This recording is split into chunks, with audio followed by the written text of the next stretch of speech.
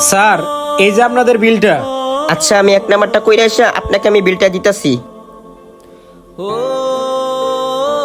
Sir, আপনারা দুইজন কি একসাথে?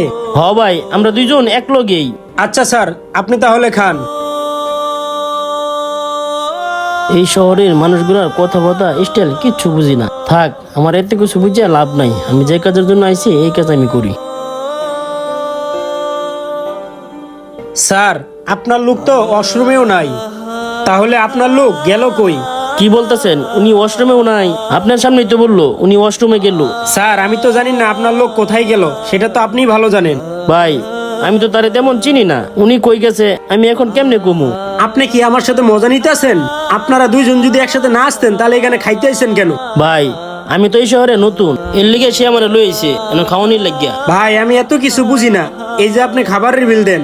বিল দিতাম? আমার কাছে তো তেমন টাকা পয়সাও নাই। বিল কত? ভাই, আপনার বিল 500 টাকা আইছে, আপনি তাড়াতাড়ি বিল দেন।